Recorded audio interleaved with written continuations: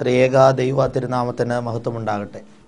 സ്നേഹമുള്ളവരെ, ദൈവവചനത്തിൽ നിന്ന് നമുക്ക് ധ്യാനിക്കാം.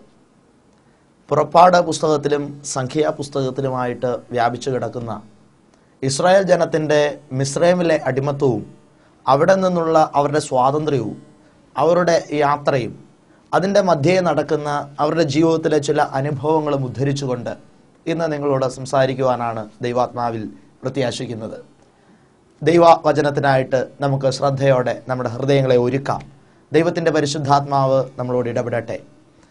ഏതൊരു വ്യക്തിയുടെ ജീവിതത്തിലും കടന്നു വരുന്ന രണ്ട് തരം മരുഭൂമി അവസ്ഥയെക്കുറിച്ചാണ് ഈ വചനഭാഗത്തൂടെ നിങ്ങളോട് പങ്കുവയ്ക്കാനായിട്ട് ആഗ്രഹിക്കുന്നത്. അതിൻ്റെ ഒന്നാമത്തെ ഘട്ടം, ദൈവം മനുഷ്യന് കൊടുക്കുന്ന സ്വാതന്ത്ര്യത്തിന് മുൻപ് അവൻ അഭിമുഖീകരിക്കുന്ന മരുഭൂമി അവസ്ഥയും, രണ്ടാമതായിട്ട് ദൈവം അവന് കൊടുത്ത സ്വാതന്ത്ര്യത്തിന് ശേഷം ദൈവം നയിക്കുന്ന പാതയിൽ ഒരു വ്യക്തിയുടെ ജീവിതത്തിലുണ്ടാകുന്ന രണ്ടാമത്തെ തരം മരുഭൂമി അവസ്ഥയുമാണ്.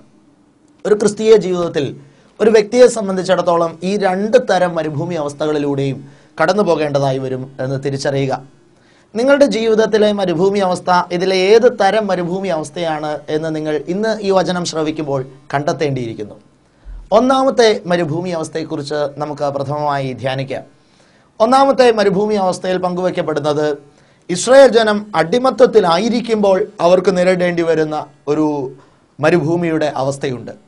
അതായത് മിസ്രൈമിലെ ഫറോ രാജാവിൻ്റെയും അവരുടെ കിങ്കരന്മാരുടെയും കീഴിൽ ജോലി ചെയ്യേണ്ടി വരുന്ന സാഹചര്യത്തിൽ, അടിമവേല ചെയ്യേണ്ടി വരുന്ന സാഹചര്യത്തിൽ അവർ അനുഭവിക്കുന്ന സങ്കടകരമായ ഒരു മരുഭൂമി അവസ്ഥ. അടിമവേല ചെയ്യുകയും ഏറെ പീഡിപ്പിക്കപ്പെടുകയും ഏറെ പ്രയാസങ്ങളിലൂടെ കടന്നു പോകേണ്ടി വരികയും ചെയ്യുന്ന ഒരു ഇസ്രായേൽ ജനം, അവരുടെ ജീവിതത്തിൽ ആ സമയത്ത് ഒരു സ്വാതന്ത്ര്യം അനുഭവിക്കാനായിട്ട് അവർക്ക് കഴിയുന്നില്ല. ഒരുപാട് ദുഃഖകരമായ ജീവിത യാഥാർത്ഥ്യങ്ങളിലൂടെ ഈ മക്കൾ ആ സമയത്ത് കടന്നു പോവുകയാണ്. അവർ യഹോവയുടെ അടുക്കൽ നിലവിളിച്ച് പ്രാർത്ഥിക്കുകയാണ് അവർക്കൊരു സ്വാതന്ത്ര്യം കിട്ടാൻ, അവർക്ക് ഈ ഒരു അടിമത്വത്തിൽ നിന്ന് രക്ഷ നേടുവാൻ. സഹോദരങ്ങളെ, ദൈവത്തെ കണ്ടെത്തുന്നതിന് മുൻപ് നമ്മുടെ ജീവിതത്തിൽ നാം നേരിടുന്ന ഒരു മരുഭൂമി അവസ്ഥ ഇത്തരത്തിലുള്ള ഒരു മരുഭൂമി അവസ്ഥയാണ്. പാപത്തിൻ്റെ പടുകുഴിയിൽ ജീവിക്കുന്ന ഒരു വ്യക്തിക്ക് അവൻ്റെ ജീവിതത്തിൽ അവൻ ചെയ്തു കൂട്ടിയ പാപത്തിൻ്റെ പരിണിത ഫലമായിട്ട് അവന് നേരിടേണ്ടി വരുന്ന ഒരു മരുഭൂമി അവസ്ഥയുണ്ട്. ഇന്ന് വചനം കേൾക്കുമ്പോൾ നിങ്ങൾ ആ അവസ്ഥയിലാണോ എന്ന് പരിശോധിക്കുക. ക്രിസ്തു നൽകുന്ന സ്വാതന്ത്ര്യത്തിന് മുൻപായിട്ട് അനുഭവിക്കേണ്ടി വരുന്ന ഒരു മരുഭൂമി അവസ്ഥ, നിന്റെ പാപം വഴിയായി നീ കടന്നുപോയിരിക്കുന്ന ഒരു അടിമത്വത്തിൻ്റെ അവസ്ഥ. ഇന്ന് പല വ്യക്തികളും രോഗികളായിരിക്കുന്നതിൻ്റെ കാരണം അവരുടെ ജീവിതത്തിലുള്ള പാപമാണ്. അവർ ദൈവത്തെ കണ്ടെത്തിയിട്ടില്ല. ദൈവസ്നേഹത്തിന് മുൻപിലേക്ക് തങ്ങളുടെ ജീവിതത്തെ അവർ സമർപ്പിച്ചിട്ടില്ല. ക്രിസ്തു കൊടുത്ത സ്വാതന്ത്ര്യം അവർക്ക് അനുഭവിക്കാൻ കഴിഞ്ഞിട്ടില്ല. ലോകത്തിൻ്റെ ഇമ്പങ്ങളിൽ കുടുങ്ങി ലോക മനുഷ്യരായി ജീവിക്കുന്ന കാലഘട്ടത്തിൽ ലോകം വഴി അവർക്ക് നേരിടേണ്ടി വരുന്ന പലതരം അടിമത്വങ്ങളുണ്ട്. അതിലൊന്നാണ് നമ്മുടെ ജീവിതത്തിൽ കടന്നു വരുന്ന രോഗത്തിൻ്റെതായ അവസ്ഥ. ഈ ഒരു അടിമത്വത്തിൻ്റെ അവസ്ഥ പലപ്പോഴും നമ്മളെ ഏറെ നിരാശയിലേക്ക് തള്ളിയിടുന്ന ഒരു അടിമത്വമാണ്. ദൈവത്തെ കണ്ടെത്തുന്നതിന് മുൻപ് പാപം വഴിയായി നേരിടേണ്ടി വരുന്ന അടിമത്വത്തിൻ്റെ അവസ്ഥ. ഈ അടുത്ത ദിവസം ഒരു വ്യക്തി എൻ്റെ അടുക്കൽ വന്ന് സംസാരിക്കുകയുണ്ടായി. അദ്ദേഹം പറഞ്ഞത് ഇങ്ങനെയാണ്: അച്ഛാ, ഞാൻ ഏത് ബിസിനസ് മേഖലയിലേക്ക് പോയാലും അവിടെ എല്ലാം തകർച്ചയാണ്, ഞാൻ തൊടുന്നതെല്ലാം തകർച്ചയുടെ അനുഭവത്തിലേക്കാണ് വരുന്നത് എന്ന് പറഞ്ഞ് ഈ മനുഷ്യൻ ഒത്തിരി കരയുകയാണ്. ഞാൻ അദ്ദേഹത്തോട് ചോദിച്ചു, സഹോദരൻ, എത്ര നാളായി നിങ്ങളുടെ ജീവിതത്തിൽ ഇങ്ങനെ ഒരു പ്രശ്നം നിങ്ങൾ അനുഭവിക്കാൻ തുടങ്ങിയിട്ട്? അപ്പോൾ അദ്ദേഹം പറഞ്ഞു, ഞാൻ 3 വർഷമായിട്ട് ഇങ്ങനെ ഒരു പ്രശ്നം അനുഭവിക്കുകയാണ്. ഒത്തിരി കടകൾ ഞാൻ തുടങ്ങി നോക്കി, ഒത്തിരി ബിസിനസ് പല രീതിയിൽ ഞാൻ സ്റ്റാർട്ട് ചെയ്തു, പക്ഷേ എല്ലാം തകർന്നു പോവുകയാണ്. വിശ്വസ്തർ പോലും എന്നെ ചതിക്കുന്നു. എന്താണ് ഇതിൻ്റെ കാരണമെന്ന് എനിക്ക് മനസ്സിലാകുന്നില്ല. 3 വർഷമായിട്ട് ഈ തകർച്ച ഞാൻ ഫേസ് ചെയ്യുന്നു. ഞാൻ അദ്ദേഹത്തോട് ചോദിച്ചു, നിങ്ങളുടെ ആത്മീയ ജീവിതം എങ്ങനെയാണ്? നിങ്ങൾ പ്രാർത്ഥിക്കാറുണ്ടോ? നിങ്ങൾ പള്ളിയിൽ പോകാറുണ്ടോ? ആരാധനയിൽ സംബന്ധിക്കാറുണ്ടോ? അദ്ദേഹം എന്നോട് പറഞ്ഞു, അച്ഛാ, ആത്മീയമായിട്ട് ഒരു നല്ല രീതിയിലൊന്നും അല്ല ഞാൻ ജീവിക്കുന്നത്. ഒത്തിരി ദുർശീലങ്ങൾ എനിക്കുണ്ട്, മദ്യപാനമുണ്ട്, പുകവലിയുണ്ട്, ഇങ്ങനെ ഒരുപാട് ദുർശീലങ്ങൾക്ക് അടിമയായിട്ടാണ് ഞാൻ ജീവിക്കുന്നതെന്ന് പറഞ്ഞു. ഞാൻ പ്രാർത്ഥിച്ചപ്പോൾ ദൈവാത്മാവ് എൻ്റെ മനസ്സിലൊരു ബോധ്യം തന്നു. ഈ മനുഷ്യൻ്റെ ജീവിതത്തിൽ 3 വർഷം മുൻപ് ഏതോ ഒരു വലിയ പാപത്തിൻ്റെ അവസ്ഥയിലൂടെ ഇദ്ദേഹം കടന്നുപോയി. അതിനുശേഷമാണ് ഇദ്ദേഹത്തിന് ഈ തകർച്ചയുണ്ടായത് എന്ന് എനിക്ക് മനസ്സിലായി.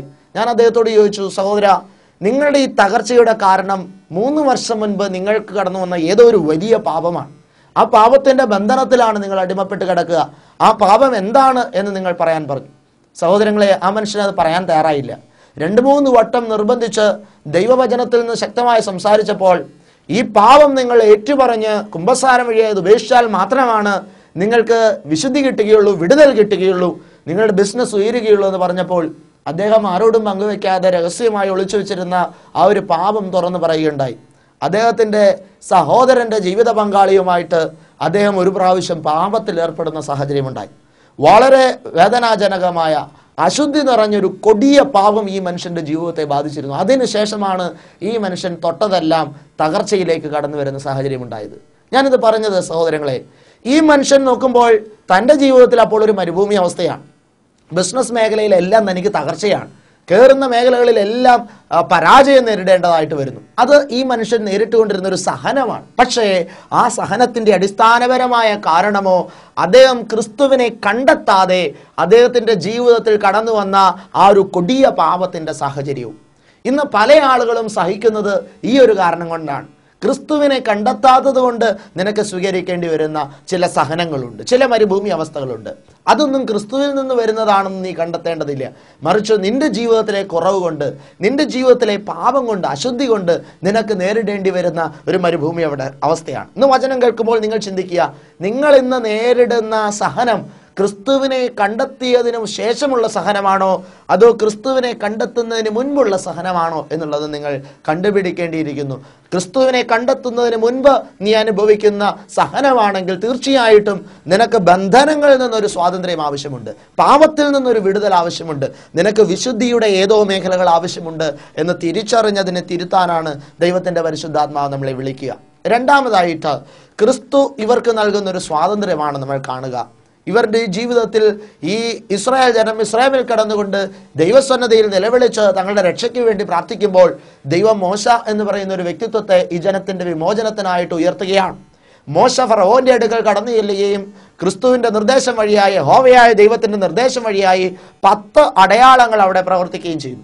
ഈ 10 അടയാളങ്ങളുടെ പരിണിത ഫലമായിട്ട് അവിടെ ഈ ജനം വിടുവിക്കപ്പെടുന്ന ഒരു സാഹചര്യമാണ് കാണാൻ സാധിക്കുക. ഈ ജനം മോചനം പ്രാപിച്ചു, സ്വാതന്ത്ര്യം പ്രാപിച്ചു. ഈ ഒരവസ്ഥയെ ഞാൻ കാണുന്നത് ഈ പാപത്തിൻ്റെ മരുഭൂമി അവസ്ഥയിൽ കിടക്കുന്ന ഒരു വ്യക്തി ഒരു ധ്യാനത്തിലൂടെയോ ഒരു ദൈവാനുഭവത്തിലൂടെയോ ക്രിസ്തുവിനെ കണ്ടെത്തുമ്പോൾ അവൻ നേടുന്നൊരു സ്വാതന്ത്ര്യം. ഇസ്രായേൽ ജനം മിസ്രൈമിലെ പടിവാതിൽക്കൽ വന്ന് നിന്ന് സ്വാതന്ത്ര്യം നേടി ആ മിസ്രൈം വാതിലിൽ നിന്ന്, കോട്ടവാതിലിൽ നിന്ന് പുറത്തു കിടക്കുമ്പോൾ അവരുടെ ഒരു തുള്ളിച്ചാടലും അവരുടെ ഒരു നൃത്തം വയ്ക്കലും ഞാനിങ്ങനെ മനസ്സിൽ കാണാറുണ്ട്. ആ ഒരു രംഗം എത്ര വലിയ സന്തോഷത്തിൻ്റെ ഒരു അനുഭവമാണ്. നീണ്ട വർഷങ്ങളുടെ ബന്ധനത്തിൽ നിന്ന് സ്വാതന്ത്ര്യം നേടുമ്പോൾ ഈ ജനം അനുഭവിക്കുന്ന ഒരു ആനന്ദം എത്ര വലുതായിരിക്കും. എല്ലാവരും തുള്ളിച്ചാടി കാണും, സന്തോഷത്തോടെ നൃത്തം ചവിട്ടി കാണും.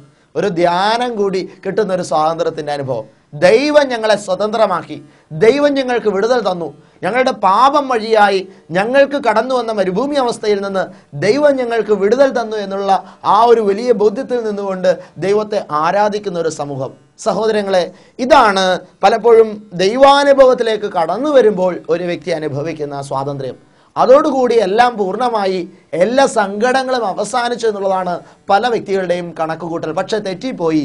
വീണ്ടും 40 വർഷം നീ മരുഭൂമിയിലൂടെ യാത്ര ചെയ്യേണ്ടതുണ്ട് കാനാൻ നാട് സ്വന്തമാക്കാൻ. ഈ ഒരു വലിയ ബോധ്യം നമ്മൾ തിരിച്ചറിയണം. അത് ക്രിസ്തുവിനോട് കൂടെയുള്ളൊരു യാത്രയാണ്.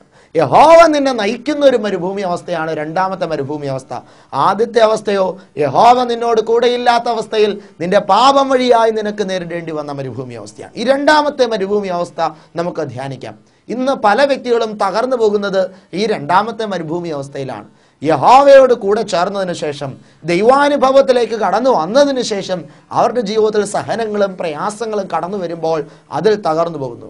ഈ ഇസ്രായേൽ ജനം അത്തരത്തിലായിരുന്നു. മോശ മരുഭൂമിയിലൂടെ യഹോവയുടെ നിർദ്ദേശപ്രകാരം ഈ ജനത്തെ മുന്നോട്ട് നയിച്ചുകൊണ്ടിരിക്കുമ്പോൾ പല തകർച്ചകളിലൂടെ കടന്നു പോകേണ്ടി വന്നു. ചെങ്കടലിനോടടുത്ത് ഈ ജനം വരുമ്പോൾ ഇതാ ഫറവോയും സൈന്യവും പിന്നാലെ കടന്നു വരികയാണ്. ഇവരുടെ മനസ്സിൽ വലിയ വേദനയായി. ദൈവം എന്തിനാണ് ഞങ്ങളെ കൊല്ലാൻ വേണ്ടിയിട്ടാണോ ഇങ്ങനെ ഒരു സ്വാതന്ത്ര്യം ഞങ്ങൾക്ക് തന്നത്? കണ്ടോ, അപ്പോൾ ദൈവം തന്ന സ്വാതന്ത്ര്യത്തെ ചോദ്യം ചെയ്യുന്ന ഒരു രണ്ടാമത്തെ സ്വതന്ത്രരാക്കപ്പെട്ട സമൂഹത്തെയാണ് നമുക്ക് അവിടെ കാണാൻ സാധിക്കുക. പലപ്പോഴും നമ്മളിങ്ങനെയാണ്.